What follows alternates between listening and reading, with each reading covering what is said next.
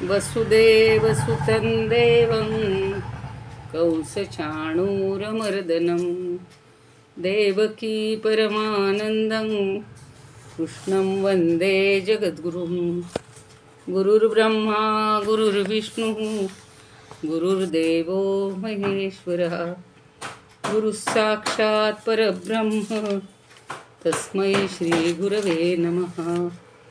शान्ताकारं भुजगशयनं पद्मनाभं सुरेशं विश्वाधारं गगनसदृशं मेघवर्णं शुभांगं लक्ष्मीकान्तं कमलनयनं योगिभिर्ध्यानगम्यं वन्दे विष्णुं भवभयहरं सर्वलोकैकनाथम्।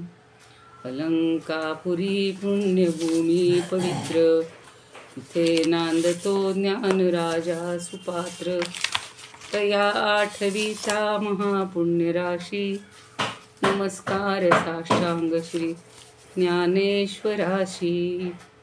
वेदान वेदविदामहो पशुमुखात् प्रोच्चार्य सर्वे स्मिताः कृत्वा लौकिकभित्तिका प्रचलनं योगी समुद्बोधितः गीताज्ञानमलौकिकं प्रकटितं विश्वाय शान्तिप्रदं वन्दे तं करुणाकरं प्रभुवरं श्रीसन्तज्ञानेश्वरम्।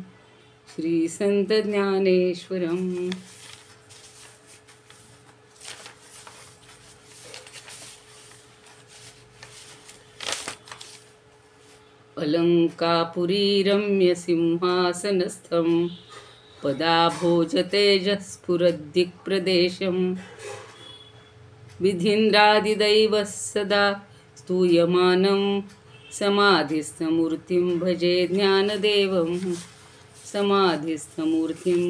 ज्ञानदेवं ज्ञानेश्वर महाराज की जय। गोपाळ कृष्ण भगवान की जय। सर्व श्रोत्यांना आणि सर्व चांगदेव पासष्टी ज्ञानेश्वर आणि भागवत भक्तांना सादर वंदन। काल आपण सुदामाच्या पोह्याचा किंवा सुदामाच्या भेटीचा प्रसंग पाहत होतो आणि लहानपणीची आठवण आलेली होती भगवंतांना। गुरु त्यांना भेटायला येतात वनामध्ये आणि त्यांचं कौतुक करतात, त्यांना कवटाळतात। तर तो सगळा भाग आपण पाहिला, पण सगळ्यात महत्त्वाचा भाग जो आहे तो आता ज्याच्यामुळं त्याच्या सगळ्या परिस्थितीचा एकदम पालट होतो। भगवंताची लीला ही अलौकिक आहे, न बोलता तो सगळं करत असतो आणि त्याचा प्रत्यय आज आपण पाहूयात। आता कालचा जो प्रसंग होता की भगवंतांना आणि त्या सुदाम्याला गुरूंनी खूप प्रेमाने सगळा आशीर्वाद दिलेला होता आणि त्यांच्या चरित्रांचं कथन हे पुढं चालूच राहणार होतं। तर परीक्षित विचारतोय की गुरुवर्य, अनंत शक्ती असणाऱ्या भगवान श्रीकृष्णांच्या दुसऱ्या लीला मी ऐकत आहोत किंवा त्या आम्हाला ऐकायच्या आहेत आणि त्यातली ही पुढची लीला आपल्याला पाहिजे। सर्वांच्या मनातलं जाणणारे ब्राह्मणांचे भक्त, संतांचे एकमेव आश्रयस्थान असे श्रीहरी अशा रीतीनं त्या ब्राह्मणाबरोबर पुष्कळ वेळपर्यंत गप्पा गोष्टी करत राहिलेले होते आणि आपल्या गुरूंची त्यांना आठवण आली, स्मरण आलं आणि त्यामुळं त्या बालपणातल्या सगळ्या काळामध्ये ते रमून गेलेले होते। नंतर आपला प्रिय मित्र जो ब्राह्मण, त्याच्याकडे त्यांनी प्रेमपूर्ण दृष्टीनं पाहिलं। स्मितहास्य करत ते त्याला म्हणतात की अरे ब्रह्मन, तू आपल्या घरून माझ्यासाठी काही भेट आणलीस का? काय आणलेस? माझे प्रेमळ भक्त जेव्हा प्रेमानं मला लहानशी सुद्धा वस्तू अर्पण करतात तेव्हा ती मला अतिशय मोठी वाटते किंवा प्रिय वाटते आणि अभक्तांनी मला जरी पुष्कळ काही दिलं तरी त्यामुळं मी संतुष्ट होत नाही। म्हणून 9व्या अध्यायातला श्लोक आपल्याला माहिती आहे, पत्रं पुष्पं फलं तोयं यो मे भक्त्या प्रयच्छति तदहं भक्त्युपहृतम् अश्नामी प्रयतात्मनः. मला सगळं अगदी किरकोळ जरी छोटंसं जरी पान अर्पण केलं, फूल अर्पण केलं, पाणी दिलं, तरीसुद्धा ते मला आवडतं असं भगवंत सांगतो. तेच वाक्य पुढे आहे बघा. पत्रं पुष्पं फलं तोयं यो मे भक्त्या प्रयच्छति तदहं भक्त्युपहृतम् अश्नामी प्रयतात्मनः.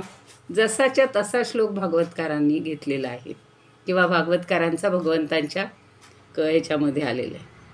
पण शुद्ध भक्त, शुद्ध चित्त भक्तानं जे दिलेलं असेल ते मी स्वीकारतो असं म्हटल्यावर सुद्धा त्या ब्राह्मणानं संकोचानं आपल्या लक्ष्मीपतीला किंवा आपल्या मित्राला पसाभर पोहे दिले नाहीत. त्याला थोडी लाज वाटत असते.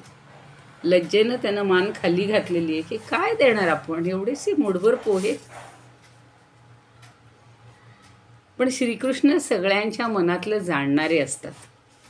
त्यांनी ब्राह्मणाच्या येण्याचं कारण जाणूनही विचार केला की यानं यापूर्वी आपल्या कधीही धनाच्या इच्छेनं माझं भजन केलेलं नाही आहे.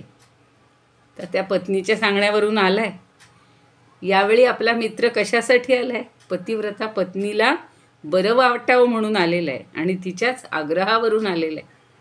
म्हणून देवांनासुद्धा दुर्लभ अशी संपत्ती मी याला देईन. तो मागणार नाही हे मलाही माहिती आहे. म्हणून तो पुन्हा म्हणतो की त्याच्या वस्त्रामध्ये जे जे बांधलेलं पुडकं असतं ते बांधलेले पोहे तो म्हणतो हे काय आहे. त्यानं असं ओढून घेतलं आहे. मुलांची अशी चालते की नाही, लहान शाळकरी मुलांचं जसं असतं तसं त्यांनी त्याच्याकडून ओढून घेतलं आणि म्हणतो अरे ही तर सगळ्यात माझ्या आवडीची गोष्ट आहे, प्रिय वस्तू आहे आणि हे केवळ मलासुद्धा नाही तर सगळ्या जगाला तृप्त करतील. म्हणून आपल्याकडे बघा पोहे हा प्रकार सगळ्यांना प्रिय असतो. कांदे पोहे असू, दूध पोहे असू, दही पोहे असू आणि कुठले ते नारळ घालून केलेले असू, दडपे पोहे असू. असं म्हणून त्यांनी त्यातले मूठभर पोहे घेतले. दुसरी मूठ भरून घेतली. तेवढ्यात रुक्मिणीनं श्रीकृष्णांचा हात धरला. म्हणजे पत्नीला जरा जास्त हे वाटत असतं आणि ती म्हणती, रुक्मिणी त्यांना म्हणते अहो विश्वात्मन, माणसाला या लोकी किंवा परलोकीसुद्धा आपल्याला संतुष्ट करून सर्व प्रकारच्या संपत्तीची समृद्धी प्राप्त करण्यासाठी हे एक मूठभर पोहेसुद्धा पुरेसे आहेत. मग ब्राह्मण त्या रात्री श्रीकृष्णांच्या महालातच राहिलेला आहे. तिथं खाऊन पिऊन सगळी सेवा घेऊन किंवा सगळं आदरातिथ्य घेऊन तो इतका खुश झाला की त्याला अगदी आपण स्वर्गात असल्यासारखं वाटायला लागलं. आणि मग दुसरे दिवशी त्या विश्वनिर्मात्या आणि भक्तांना आनंद देणाऱ्या श्रीकृष्णांनी त्याला वंदन केलं. त्याच्या मागोमाग काही अंतर चालत गेले, ते निरोप दिला आणि तो आपल्या गावी निघाला. काहीही बाकी चर्चा झालेली नाही की मी एवढ्यासाठी आलो होतो माझ्या पत्नी, कारण अंतर्ज्ञानी आहे हो भगवंत, त्याला सांगायची गरजच नाही ना. आता ब्राह्मणाला श्रीकृष्णाकडून धन मिळालं नाही तरीसुद्धा त्यानं काही मागितलं नाही.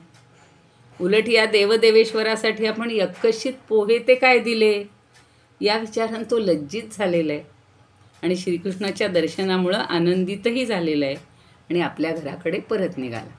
परतला सुद्धा. आता तो जाताना विचार करतोय की अहो ब्राह्मणांना देव मानणाऱ्या श्रीकृष्णांची ब्राह्मण भक्ती आज मी पाहिली. ब्राह्मणांना देव मानतात अजूनही बघा, खूप लोक तो सन्मान देतात. कितीही अगदी उच्चपदस्थ असतील, कितीही धनवंत असतील, लक्ष्मीपती असतील, तरीसुद्धा ब्राह्मणांना आदरातिथ्य करणं, त्यांच्यापुढे नतमस्तक होणं, त्यांना योग्य तो सन्मान देणं हे अजूनही चालू आहे आपल्या समाजामध्ये, आपल्या संस्कृतीमध्ये. आणि आता मी सांगते तशी ज्यांच्या वक्षस्थळावर लक्ष्मी विराजमान असते त्यांनी सर्वात दरिद्री अशा मला आपल्या हृदयाशी कवटाळले. एवढ्या त्रैलोक्याचे लक्ष्मीपती आहेत, भगवान आहेत. मी कुठं अत्यंत पापी, दरिद्री आणि कुठं ते लक्ष्मीचं आश्रयस्थान भगवान श्रीकृष्ण. परंतु त्यांनी मी केवळ ब्राह्मण म्हणून मला आपल्या बाहूंनी हृदयाशी धरलं. तो आठवण करत करत करत चाललाय बघा. एवढंच नव्हे तर त्या पलंगावर त्यांनी प्राणप्रिया रुक्मिणीला जिथे शयन करते त्या पलंगावर मला त्यांनी भाऊ मानून बसवले. मी थकलेलो होतो, म्हणून त्यांच्या पट्टराणीनं स्वतः आपल्या हातांनी चौऱ्या ढाळलेल्या आहेत आणि मला वारा घातलाय. केवढी माझी सेवा केली. आणि ब्राह्मणांना देव मानणाऱ्या देवाधिदेवांनी पाय चेपणं इत्यादी माझी सगळी सेवा करून देवाप्रमाणे माझी पूजा केली. तो हरखून गेलाय हो या सगळ्या छोट्याशा प्रसंगांनी. आणि त्यांच्या चरणाची पूजाच स्वर्ग, मोक्ष, पृथ्वी आणि रसातळातील संपत्ती अशा सर्व सिद्धीचं कारण होत असतं. पण मी मात्र कसं आहे, दरिद्री धन मिळाल्यावर उन्मत्त होईल याचं मला विस्मरण होता कामा नये. असा विचार करून दयाळू श्रीकृष्णांनी मला थोडंसुद्धा धन दिलेलं नाही. कारण कधी कधी दरिद्री लगेच उन्मत्त होतात. हे सगळे त्याच्या मनाचे विचार आहेत बरं का. पुढं सगळा आश्चर्याचा भाग आहे, धक्का आहे, तो तुम्हाला माहितीच आहे. आणि मनात असा विचार करतच ब्राह्मण आपल्या घराजवळ येऊन पोहोचलाय. ते ठिकाण सूर्य, अग्नी, चंद्र यांच्या तेजाप्रमाणे तेजस्वी झालेलं होतं. साधी ती चंद्रमौळी झोपडी आणि तेजस्वी प्रासादांनी वेढलेलं होतं. एवढीशी झोपडी होती पहिली. वेगवेगळ्या प्रकारची उपवनं होती, उद्यानं होती. त्याच्यामध्ये पक्ष्यांचे थवे किलबिल करत होते, चिवचिवाट करत होते. सरोवरांमध्ये कुमुदं होती, पांढरी, तांबडी, निळी सगळ्या प्रकारची सुगंधी कमळं होती. उत्तम वस्त्रालंकार घातलेल्या सुंदर सुंदर स्त्रिया तिथं वावरत होत्या. आणि ते पाहून तो विचार करायला लागतो, हे मी काय पाहतोय? हे कुणाचं ठिकाण आहे? जिथं मी राहत होतो ते हे ठिकाण असं कसं झालं? अक्षरशः ज्याला म्हणतो ना जादू, माया, ती इथे त्याला अनुभवायला मिळते. तेवढ्यात देवतांसारखे सुंदर सुंदर स्त्री पुरुष वाजत गाजत मंगलगीतं गात त्या भाग्यवान ब्राह्मणाच्या स्वागतासाठी आलेले आहेत. त्या भाग्यवान ब्राह्मणाच्या स्वागतासाठी आले कारण भगवंतांनी स्वर्गातून त्यांना इथं आणलेलं होतं. आणि पती आल्याचं ऐकून त्याच्या पत्नीला अतिशय आनंद झाला. ती गडबडीतच ताबडतोब घराच्या बाहेर आलेली आहे. ती अशी दिसत होती की जणू कमलवनातून आलेली लक्ष्मीच. एवढं तेज तिच्यावर आलेलं. आणि पतीला पाहताच पतिव्रता पत्नीच्या डोळ्यात अतिउत्कट असे प्रेमामुळं अश्रू तरळायला लागले, आनंदाश्रू. ते जमिनीवर पडू नयेत म्हणून तिनं आपले डोळे बंद केले, क्षणभर मिटून घेतले. आणि त्यांना वंदनच केलं पाहिजे असं असून ठरवून तिनं त्यांना नमस्कार केला आणि मनोमन आलिंगनही दिलं. सुवर्णालंकार घातलेल्या दासी तिच्या पायाशी होत्या, समुदायात होत्या. देवांगनेप्रमाणे त्या अत्यंत शोभायमान होत्या. आणि त्या आपल्या पत्नीला पाहून तर तो इतका आश्चर्यचकित झाला आहे, खुशपेक्षा आश्चर्यानं तो अगदी दिपून गेलेला आहे त्याचे डोळे. आणि असा आनंदातच त्यानं आपल्या प्रासादात प्रवेश केला. तो प्रासाद इंद्राच्या प्रासादासारखा शेकडो रत्नजडीत खांबांनी युक्त होता. हत्तींच्या म्हणजे हस्तिदंतापासून बनवलेल्या आणि सोन्याच्या पत्र्यांनी मडवलेल्या पलंगावर दुधाच्या फेसाप्रमाणे पांढऱ्या शुभ्र कोमल गाद्या होत्या. ही मायाच म्हणायची व भगवंताची. सोन्याच्या दांड्यांच्या चौऱ्या आणि पंखे तिथं ठेवलेले होते. सोन्याची सिंहासनं होती. कुठे ते राजप्रासाद आणि इथं काही फरकच नाही आहे. मऊ गाद्या अंथरलेल्या, मोत्यांच्या लढी लावलेले तेजस्वी चांदवे होते. स्फटिकांच्या शुभ्र भिंतीवर पाचूची नक्षी होती. रत्ननिर्मित स्त्रियांच्या हातात रत्नाचे दिवे होते. आणि अशा प्रकारे सगळ्या प्रकारच्या संपत्तीची अकारण समृद्धी पाहून ब्राह्मण त्या क्षणी विचार करायला लागलाय. काय त्याच्या मनात आलं असेल बघा.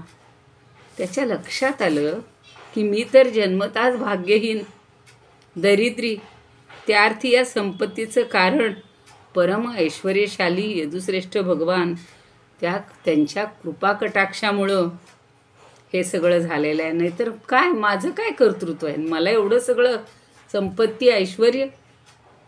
ज्यांच्याकडं अनंत भोगसामुग्री आहे असे माझे मित्र, दशाराधिपती भगवान याचक भक्ताच्या मनातील भाव ओळखून समोर काही न बोलता त्याला पुष्कळ काही देतात.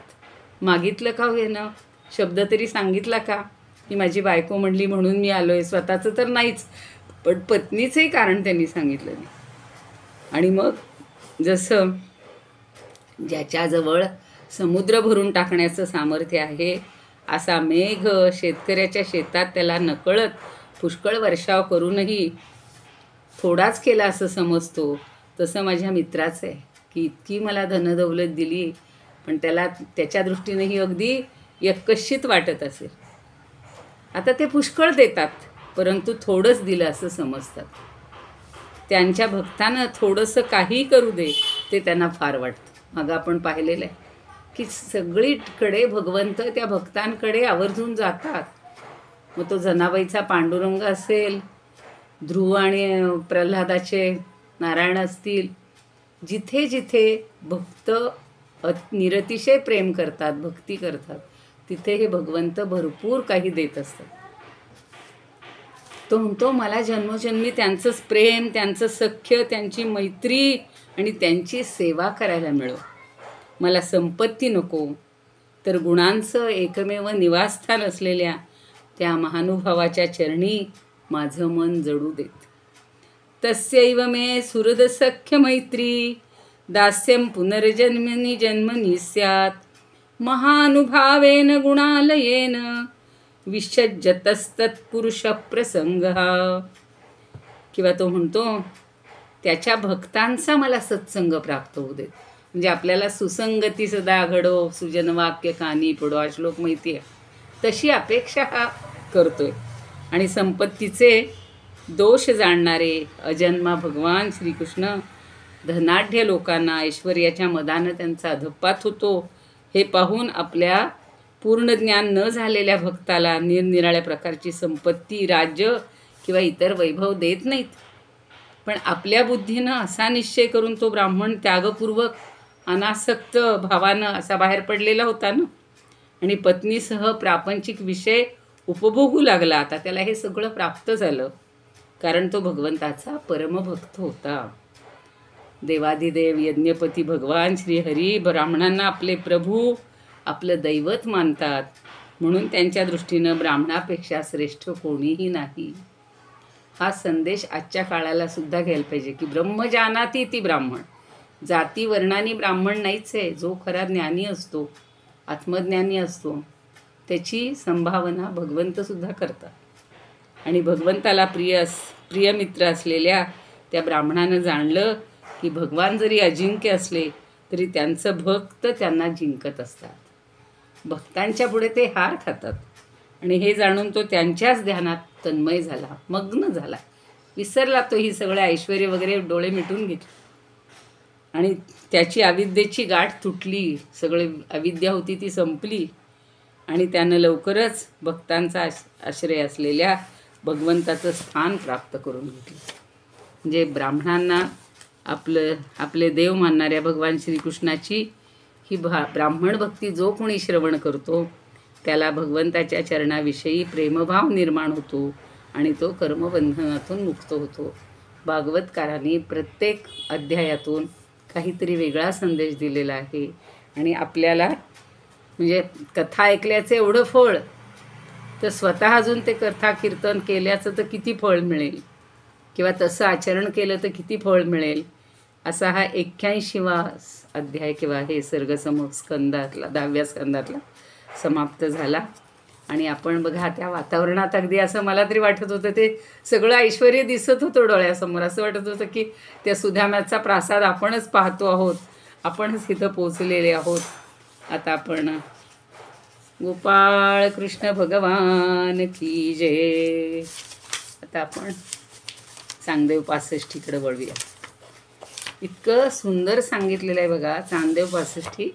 आम्ही जेव्हा 10-15 वर्षापूर्वी अभ्यासला होता किंवा वाचला होता ग्रंथ, तेव्हा त्याचा एवढा आनंद मिळत नव्हता. कारण का, की आपण आपली ज्ञानेश्वरी पूर्ण अभ्यासलेली आहे. आणि ज्ञानेश्वरीनंतर चांगदेव 65 घेतल्यामुळं ते सगळं सोपंच वाटते. तिथलेच दृष्टांत, तिथलेच हे, पण हे सगळं चांगदेवाला त्यांनी समजावून दिलेलं आहे. आणि आपणसुद्धा चांगदेवाच्या रूपातच आहोत असं मी तुम्हाला कालही म्हटलेलं होतं. तर 4था श्लोक पुन्हा एकदा किंवा ओवी पुन्हा एकदा म्हणते आहे. माझ्याबरोबरच सगळ्यांनी थोडा थोडा भाग आपल्या जागी बसून म्हणत राहा. सोने सोने पणाउणे, सोने सोने पणाउणे, न येताची झाले लेणे, तेवी न वेचता जग होणे, तेवी न वेचता जग होणे, अंगे जया. काल समजावून दिलाय बराचसा भाग, पुन्हा एकदा थोडीशी पुनरावृत्ती करूया की सोन्याचा दागिना केला तरी त्यातील सुवर्णाला किंवा सोन्याला कमीपणा येत नाही, ते तसंच राहतं. आपण म्हणतो ना चोख सोनं, 100% सोनं, ते तसंच राहतं, सोनेपणा कमी होत नाही. तसंच परमात्म स्वरूपाचा नाश न होता तो परमात्म स्वरूप स्वतःच जगाचं रूप धारण करतो आणि जग बनतो. म्हणून आपण या जगात त्याला पाहायचं आहे. पहिल्या 3 ओव्यांमध्ये ज्ञानोबांनी चांगदेवांना परमात्म्याचे आणि जगताचे स्वरूप सांगितलं होतं आणि त्याच विषयांचं अधिक स्पष्टीकरण आता ह्या दृष्टांताच्या द्वारे त्यांनी आपल्याला सांगितलेलं आहे. कालचा मनाचा श्लोकही आपण पाहिला होता की समर्थांनी त्याच्यावर काय म्हणलेलं आहे की निजध्यास तो सर्व तुटो निगेला, बळे अंतरी शोक संताप ठेला, सुखानंद आनंद भेदे बुडाला, मनी निश्चयो सर्व खेदे बुडाला. आता सगळा निश्चय झालेला आहे. जो मनामध्ये काही अंधार होता किंवा जे काही अज्ञान होतं ते हळूहळू कमी व्हायला लागले. आणि काय होतं, हे दुःख कशामुळं होतं आपल्याला? अज्ञान तरी का आहे? अज्ञानामुळं दुःख, हे असं दुष्टचक्रसारखं आपल्या अनुभवाला मिळतं. तर मानवनिर्मित विषमतेपासून हे दुःख निर्माण होतं. आपण हा जो भेदाभेद कर्म आपण हरिपाठही पाहिलेला आहे. तर परमेश्वरानं जी विषमता निर्माण केलेली आहे तिच्यामध्ये सुंदरता आहे, सुख आहे, आनंद आहे. सर्वच फळं सारख्या चवींची नसतात, म्हणून चाखण्यात आनंद आहे. त्या ऋतूतली ती फळं खावी तसं आयुर्वेदसुद्धा सांगतो. आतासुद्धा भरपूर फळं आलेली आहेत, बोरं आलेली आहेत, आमके पेरू असतातच, सगळी फळं आपण चाखतच असतो, पपया असतातच. पण सगळे पक्षी सारखे असतात का हो? नाही. पण प्रत्येक पक्षाचं सौंदर्य आपल्याला आवडतं. लहान मुलांना मोराचं आकर्षण असतं की त्याचा तो पिसारा, तसं सुंदर सुंदर चोचींचे आणि रंगांचे पोपट पाहायला आवडतात, राजहंस आवडतात, चिमण्या, कावळे, अगदी छोटे छोटे रोजचे भारद्वाज पक्षी जे रोज आपल्याला दिसत असतात तेही आपल्याला सगळं काही देत असतात. फुलंच पाहिली तर किती प्रकारची आहेत. सुगंधी फुलं वेगवेगळ्या रंगाची. आता एवढा 4-5 महिने बघा तो पारिजात इतका बरसत असतो. पारिजातासारखी तर देणगी कुणी देतच नाही, म्हणून तर तो रुक्मिणी आणि सत्यभामेला आवडत होता, तिच्या दारामध्ये आणून लावला. तो फुलं सगळी त्या रुक्मिणीलाच मिळायला लागली आणि त्या सगळ्याचा आनंद आपण घेत असतो. तसंच मानवनिर्मित विषमतासुद्धा किती आहे हो, किंवा आपल्याला काय काय अनुभवायला मिळतं. राग, द्वेष, काम, क्रोध, लोभ, मोद, मद, मोह, मद, मत्सर, स्वार्थ, या सगळ्या विकारातून सगळी ही विषमता निर्माण झालेली आणि ती केवळ अज्ञानामुळे. परमेश्वराच्या निर्मित विषमतेत कोणतेही विकार नसतात, पण या मानवानी मात्र हे सगळे विकार निर्माण केले म्हणूया, किंवा त्याच्यामध्ये आपण अधीन झालेलो आहोत. जगाची शोभा सौंदर्य वाढवण्यासाठीच अनेकत्व त्यामध्ये येत असतं आणि अनेकत्वात आनंद भरलेला असतो. म्हणून आनंदाचं कारण श्रुती सांगते, ब्रह्मणः सर्वभूतानि जायन्ते परमात्मनः तस्मादेतानि ब्रह्मैव भवन्ति इतिधा अवधारयत. आता हे ब्रह्मस्वरूप परमात्म्यापासूनच हे सगळे भूतमात्र, प्राणी, पदार्थ सगळे जे आत्ता पाहिले ते उत्पन्न झाले, ज्याच्यापासून निर्माण झाले त्या ब्रह्मापासून, म्हणून हे सगळे ब्रह्मस्वरूपच आहेत असं समजलं पाहिजे. ब्रह्मैव सर्वनामानि रूपाणि विविधानि च कर्मायपि समग्राणि बिभर्ती इति श्रुती जगौ. म्हणजे ब्रह्म सगळं नाम, रूप, क्रिया धारण करणारे आहे असं श्रुती सांगते. आता लोकप्रसिद्ध सुदृष्टांताद्वारे सुद्धा श्रुती एक सांगते, सुवर्णाजायमानस्य सुवर्णत्वंच शाश्वतं ब्रह्मणो जायमानस्य ब्रह्मत्वं च तथा भवेत. एक अपरोक्षानुभूती नावाचा ग्रंथ आहे, त्यातले हे सगळे श्लोक आहेत की ब्रह्मापासून निर्माण झालेले म्हणून सगळ्या गोष्टी ब्रह्मच आहेत, ब्रह्मरूपच आहेत. आणि सोन्यापासून बनवलेल्या गोष्टी त्यांच्या ठिकाणी सुवर्णत्व हे शाश्वत असतं.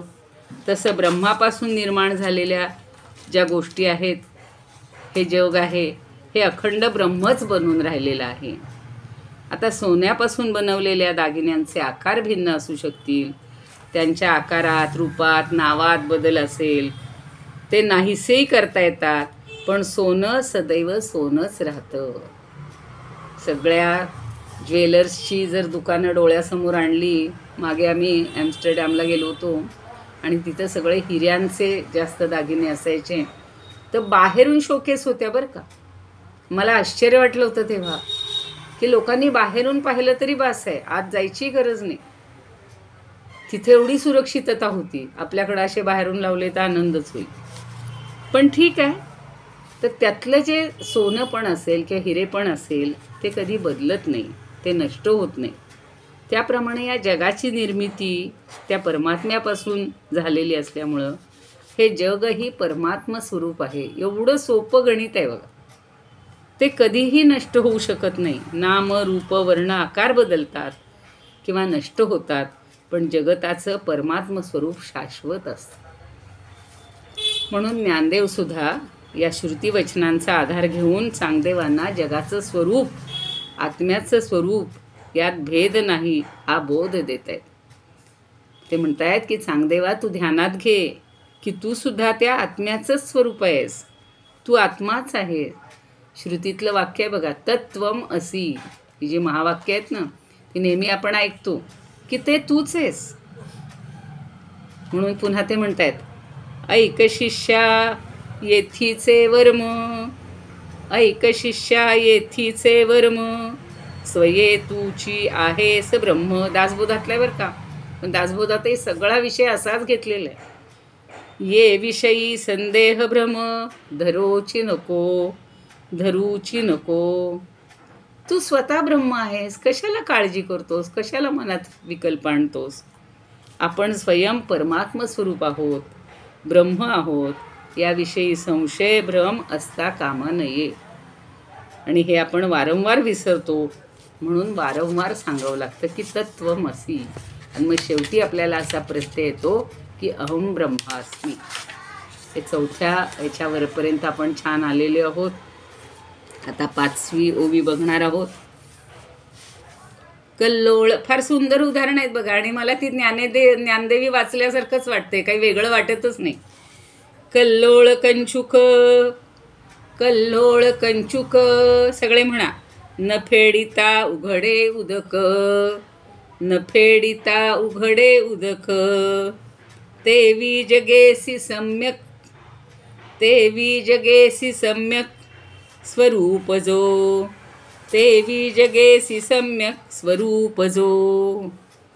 आता किती छान कल्पना केली की कल्लोळ कंचुक. कंचुक म्हणजे असा घोळदार अंगरखा घालणारा, तो संस्कृत नाटकात कांचुकीय म्हणायचे त्याला. तो कंचुक म्हणजे अंगरखा किंवा छान वस्त्र. तर ते कसं आहे हो, कल्लोळांचं वस्त्र आहे. कल्लोळ म्हणजे लाटा. पाण्यावर अशा लाटांचे तरंग उठत असतात आणि त्यामुळे त्याच्यावर जणू काही आवरण येतं. पण ते तरंग किंवा ते वस्त्र बाजूला न करताही, न फेडिता उघडे उदक, ते बाजूला न करता सुद्धा पाणी स्पष्टच आहे ना, उघडच असतं ना, स्पष्ट दिसतं. तेवी जगेसी सम्यक स्वरूप जो, त्याप्रमाणे, तेवी म्हणजे त्याप्रमाणे, जगेसी सम्यक, जगाच्या रूपानं जो सम्यक स्पष्ट दिसतो, कोण? परमात्मा. म्हणजेच त्याप्रमाणे परमात्म्याचं स्वरूपसुद्धा जगाच्या दृष्टीनं अगदी स्पष्ट आणि उघड असं आहे. म्हणजे पाण्यावर लाटांचं वस्त्र असतं, ते वस्त्र बाजूला न करताच पाणी उघडच असतं. त्याप्रमाणे या परमात्म्याचं स्वरूप जगाच्या रूपानं स्पष्ट आणि उघडं असतं. त्याला काही कुठल्या वस्त्राची दूर करण्याची काही आवश्यकताच नाही. त्या पाण्यावर किती लाटा उठत असतात हो. आपल्याला तर आनंद होतो की नाही त्या समुद्रामध्ये. सगळ्यांना गोव्याला तर आता किती ट्रिप गेले असतील, किती मुलं गेली असतील तुम्हाला सांगते. मुलं, माणसं, कुटुंब, आणि त्या पाण्यामध्ये खेळायला माणसाला फार आवडतं. तर त्या लहान मोठ्या लाटा अशा निर्माण होत असतात आणि त्यामुळे त्या लाटांच्या आवरणानं पाणी झाकलं जातं. आपण लाट म्हणतो, तिथं पाणी म्हणत नाही. असं भासतं, लाटा भासतात, पण लाटा म्हणजे सुद्धा काय असतं हो, पाणीच असतं. लाट निर्माण होण्यापूर्वी पाणीच पाणी असतं. जेव्हा ती भरती येत नाही त्यावेळेला शांत असतो तो समुद्र. आणि लाट निर्माण झाल्यावर पाणी आणि लाट पाण्यात मिसळल्यावर सुद्धा पाणीच असतं. कारण लाटेचं रूप बदलतं पण मूळ त्यातलं पाणीच असतं. त्याप्रमाणे जग निर्माण झालं, तेवी जगसी जगेशी सम्यक. त्याप्रमाणे हे जगही तसंच आहे, सम्यक आहे. आणि परमात्मा आणि जग नाहीसं झालं तरी तो परमात्मा तिथेही असतोच. म्हणजे परमात्मा शाश्वत आहे. आता त्याला अखंड वस्तू म्हणले. आपल्या बाकीच्या वस्तू कशा असतात, त्याला खंड पडतो. आपण फळं आणली, नासून जातील. वस्तू बनवल्या, खाऊन संपतील. त्या काही चिरंतन राहतात का? घरात बनवलेल्या पदार्थ छान छान, दिवाळी गेली, झाली, संपली, दिवाळीचे पदार्थ संपले. तशी ही सद्वस्तू आहे. तशी नाही आहे, ती अखंड आहे. आणि या सद्वस्तू परमात्म्यावर जगताचा पसारा हा लाटेप्रमाणे आवरण स्वरूप आहे. अज्ञानी माणसाला हे जग नाम रूप वर्ण आकार यांनी वेगळं दिसतं. क्षणाक्षणाला, म्हणून म्हणलेत ना, क्षणे क्षणे नवताम उपैती तदेव रूपम रमणीयतायाः, असं शिशुपाल वधात म्हणलेलं आहे माघानी, की क्षणाक्षणाला जे नवीन रूप दिसतं त्याला रमणीय असं म्हणलं जातं. आणि हे जगत असंच आहे. आपल्याला इतकं भासमान होतं आहे, इतकं त्याचा आनंद मिळतो आहे, त्याच्या रूपात इतकी विविधता आहे. म्हणून जग आणि परमात्मा यात आपल्याला भेद दिसतो. तथापि आत्मज्ञानाच्या दृष्टीनं जगाकडं पाहिलं तर जग हेही त्या आत्मरूपाचंच अंग आहे. जसं लाट ही त्या पाण्याचंच एक अंग आहे. परमात्मा जगतरूपाने नटलेलं आहे, त्याच्याशिवाय अन्य काहीही नाही. आणि हाच ज्ञानदेवांनी चिद्विलास असं म्हटलेलं आहे त्याला. आणि समर्थ रामदासही ते म्हणतात, एक परब्रह्म संचले कदापि नाही विकारले, त्या वेगळे भासले ते भ्रमरूप. ते संचल आहे, म्हणजे तिथे प्रगट झालेलं आहे, पण त्याच्यात कधी विकार होत नाहीत. ते तसंच्या तसंच राहते. आणि त्या वेगळे भासले, त्याच्यापेक्षा जे वेगळं भासलं ते भ्रमरूप आहे. तो तसाच आहे, निर्गुण निराकार भ्रम, म्हणजे कुठलेही विकार रहित अविकारी. म्हणून सगळीकडं एकमेव परब्रह्म भरून राहिलेलं आहे. त्याच्यात कुठलाही विकार कधीही निर्माण झालेला नाही, होत नाही. आणि परब्रह्माशिवाय जे काही वेगळं भासतं ते सगळं भ्रांतिरूप आहे, भ्रमरूप आहे. यालाच एक विवर्त असं म्हणतात. विवर्त म्हणजे भोवरा. आणि दोरीवर जसा सर्पाचा भास होतो तसा हा भास होणं हेच आपलं अज्ञान आहे, हीच आपली भ्रांती आहे, हाच आपला भ्रम आहे. श्रुती सर्व मतांचं निराकरण करून सांगते की जे अद्वितीय आहे, अनंत आहे, ज्यात संपूर्ण अध्यास विलय होतो, ते सर्व परमात्मा परब्रह्मातच हे जगत प्रतीत होत आहे, अनुभवाला येत आहे. म्हणजे जे अनुभवाला येतंय ते आपण खरं मानतोय, पण त्याच्या मुळाशी जे आहे परब्रह्म परमात्मा ते आपल्याला कळत नाही. म्हणून श्रुतीमध्ये उपनिषदांमध्ये म्हणलेलं आहे बघा, यतो वा इमानी भूतानि जायन्ते येन जातानि जीवन्ति यत्प्रयन्त्यस् अभिसंविशन्ति तद्ब्रह्म विजिज्ञासस्व. ते समजून घे की यतो वा, यतः म्हणजे ज्याच्यापासून, इमानी भूतानि जायन्ते, हे सगळे प्राणी, हे सगळे पदार्थ उत्पन्न होतात. बरं, ये न जातानी जीवंती, नुसते जन्माला आले का हो? नाही, आपण जगत असतो, त्यांचं जीवन चालत असतं, प्राणी असो पदार्थ असो. आणि यत प्रयंती अभिसंविशंती, म्हणजे ज्याच्यामुळं ते क्रियाशील होतात आणि शेवटी पुन्हा त्याच्यामध्येच विलीनही होतात, ते ब्रह्म आहे. त्या ब्रह्माला जाणावं. म्हणून अज्ञान किंवा अविद्येमुळं परमात्म्याचं यथार्थ ज्ञान आपल्याला होत नाही. आपण हे सगळं दृश्यम सर्वम खरं खरं मानतो. म्हणून समर्थ म्हणतात बघा, अविद्या गुणे मानवा उमजेना, भ्रमे चुकले हि तते आकळेना, परीक्षे विणे बांधले दृढ नाणे, परी सत्य मिथ्या असे कोण जाणे. परीक्षा न करताच आता नाणी न राहिली नाहीत, फारशी आहेत तरी काही काही 10ची आहेत, हे आहेत 5ची वगैरे असतात. पण नोटा बघा तुम्ही, त्या पारखून घेतात लोक. थोडीशी कड चिरली असेल, फाटली असेल, घेत स्वीकारत नाहीत. अगदी शेतकरी असू, छोटे छोटे व्यवसाय करणारे सुद्धा लोक, भाजीवाले, अमुक तमुक. तसं नाणंसुद्धा पारखून घ्यावं लागतं.